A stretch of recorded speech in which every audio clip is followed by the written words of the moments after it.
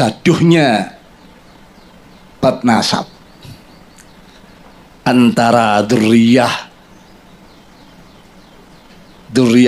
yang satu kelompok disebut Ba'alawi, yang satu kelompok disebut duriyah Wali Songo, terutama ini.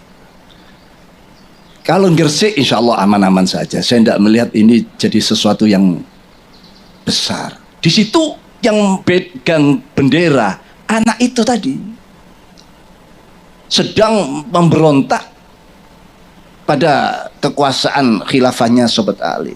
Sobat Ali mendengar anak itu yang pegang bendera, keluar Sobat Ali. Karena dia masih terngiang-ngiang Dawuh Rasul, wa anta sataqtulu, kamu yang akan meringkus anak ini. Akhirnya berhadap soal, dibunuhlah anak ini. Jadi anak terbunuh di tangan Sahabat Ali. Shadaqa Rasulullah Sallallahu Alaihi Wasallam. Ternyata Dawuh Rasul benar, anak ini terbunuh di tangan Sahabat Ali. Dan anak ini sudah terkenal menjadi kelompok-kelompok Khawarij. Orang yang sholatnya luar biasa, sampai Rasul menyatakan, tahtakiruna sholatakum bisolatihim wasyamakum bisya'im. Salatmu jangan diadu dengan mereka, tidak ada apa-apanya. Puasamu jangan diadu dengan mereka, tidak apa-apanya salat dan puasamu. Tapi yakhrujuna minaddin, ya, khurujas sahmi minar ramiyah. Tapi dia secepat lepas dari agamanya, imannya, secepat anak panah lepas dari busurnya. Salatnya luar biasa, ya, puasa luar biasa, tapi detik per detik dia lepas dari Islam. Di pagi yang cerah ini saya ada di wilayah daerah Banten, mencoba ingin meluruskan atau semacam menjelaskan terkait fatwa atau bisa jadi ungkapan, uraian, ucapan dari yang kami muliakan Rois Am, pengurus besar Nahdlatul Ulama Kiai Haji Miftahul Akhyar, di mana beliau pada suatu kesempatan di acara di daerah Gresik menyatakan bahwa orang yang membatalkan nasab Habib, orang yang membatalkan nasab Bahlawi, yakni batal bukan sebagai dzurriyyah Nabi, bukan sebagai keturunan Nabi Muhammad Shallallahu Alaihi Wasallam, yakni Kiai Haji Imaduddin dan beberapa kiai yang lain seperti juga Kiai Haji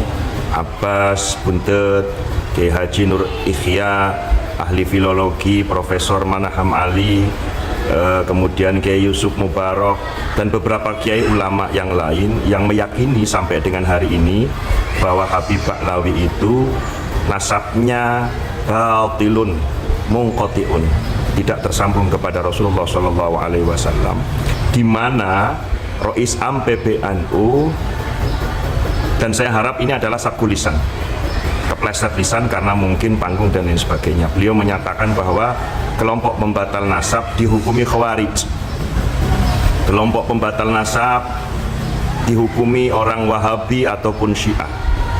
Ngapunten Kiai Miftah, ngapunten. Belum ikut yang Tegal. Saya ini orang Tegal, pernah jadi pengurus IPNU, pernah jadi pengurus NU, dan juga baru kemarin saya pernah di Ansor mulai dari tingkat ranting, anak cabang 2 periode, pengurus wilayah Gerakan Pemuda Ansor Jawa Tengah, dan juga menjadi salah satu pengurus pusat Gerakan Pemuda Ansor di zaman Gus Yakut Khalil Kaumas. Maksud saya begini Kiai, saya berharap panjenengan lebih bijak, lebih arif. Artinya kalaulah memang panjenengan tidak sependapat atau tidak sepemahaman dengan Kiai Haji Imaduddin Utsman terkait batalnya nasab Bahlawi, itu hal yang biasa dalam khazanah keilmuan, di dalam konteks berpikir, itu biasa. Di kalangan Nahdlatul Ulama kita kenal dengan istilah ada tawasun, ada tawasud, ada i'tidal, ada tasamuh, di mana dengan kalimat panjenengan yang langsung menghukumi pembatal nasab adalah Khawarij, Wahabi ataupun Syiah, ini menurut pendapat saya Al-Fakir, ini semacam panjenengan itu kurang bisa menghormati khazanah keilmuan.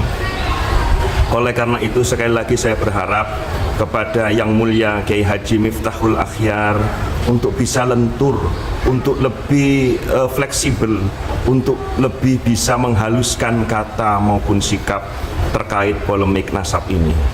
Ada langkah-langkah yang saya yakin para ulama-ulama yang ada di jajaran NU, mulai dari tingkat ranting, MWC, PC, PWNU, bahkan PBNU, itu sudah mengaji, sudah membaca, sudah mengkaji, bahkan meneliti beberapa data-data pustaka kitab yang dikaji oleh Kiai Imad. Sebagian saya yakin sudah mulai condong meyakini bahwa Habib Ba'lawi itu bukan dzurriyyah Rasulullah Shallallahu Alaihi Wasallam.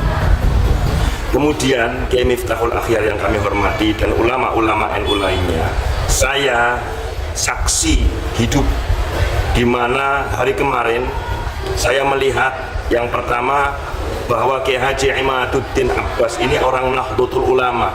Beliau pengurus NU, beliau punya pondok pesantren yang cukup besar di usia beliau.